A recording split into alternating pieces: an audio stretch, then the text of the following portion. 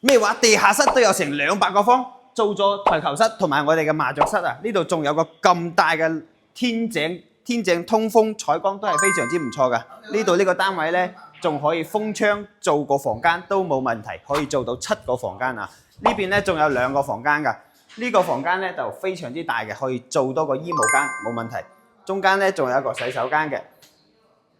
隔離呢個房呢，佢做咗個落地窗，採光都非常之唔錯嘅，連接住我哋嗰個採光井嘅。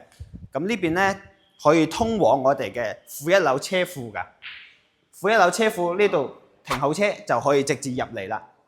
呢度仲有個咁大嘅一個水吧位啊！水吧位呢度呢都有一個採光井嘅，通風非常之通風啊，南北對流嘅。